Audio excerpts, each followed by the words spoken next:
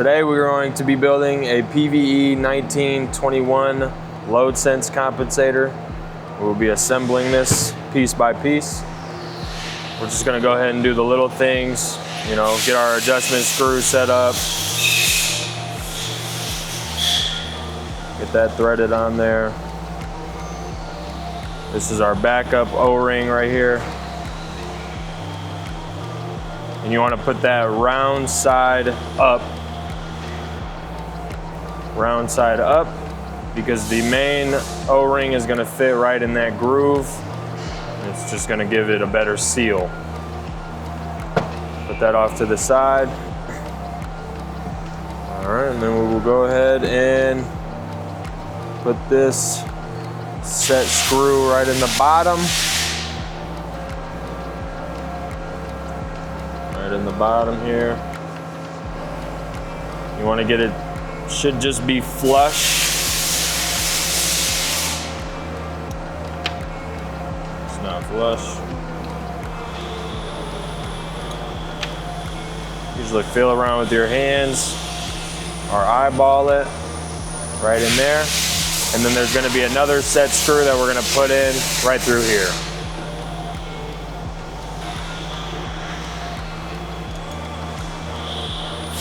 Like that. Kind of like a cross hole. And you'll do that until the bottom's out. Just about right there. Doesn't have to be super tight, just snug. All right, now we can go ahead and start assembling.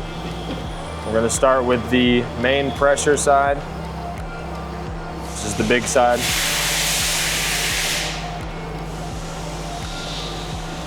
You're going to put your spool in through the bottom. You want to make sure that it's a smooth finish. You know, you don't want to feel like it's catching anything on the way in. We're going to go ahead and put our seat and spring, seat bottom down, and that's what's going to be pushing up against that compensator, just like so. So it should be empty spring side up. We'll go ahead, and this goes over here,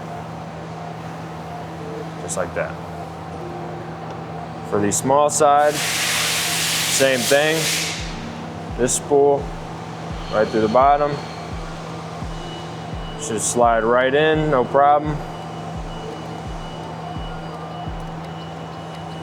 Always want to make sure these O-rings are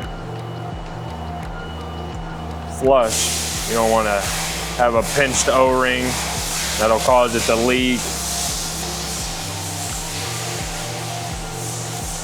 We'll go ahead and start assembling our spring and seat on this one as well. It'll be this side up, and this is, you know, it'll kind of match up with the set screw. And then this one, as you can see, kind of looks like more of the top of that spool I just showed you. And we are going to gently, you want to try to keep that seat and spring together. It will move on you. And we just want to make sure that it just sits nice and flush down in there. Can get snagged, but you want to make sure it's nice and seated. And if the camera can see right through there, all you should see is spring right in there. And we're going to go ahead and put our set screw in.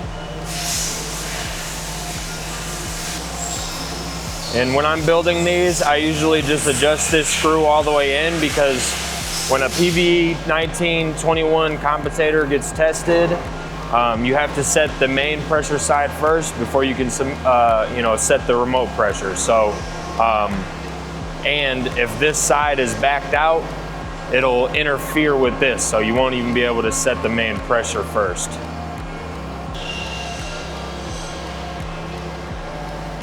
So that should be all the way down. The spring is all the way compressed. And we are going to go ahead and just finish putting on all of our plugs.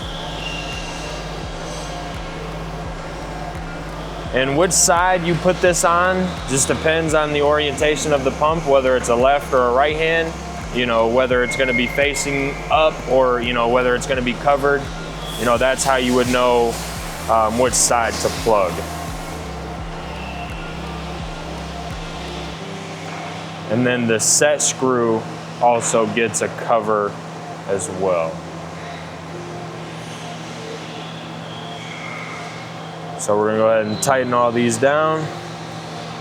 They do not have to be super, super tight, just nice and snug for a proper seal. Last thing you wanna have to deal with is a leaking comp or, you know, any kind of interference, all because of a, you know, a bad O-ring. We're gonna go ahead and tighten down this one as well. Just like that, you have a PVE19 21 remote load sense compensator.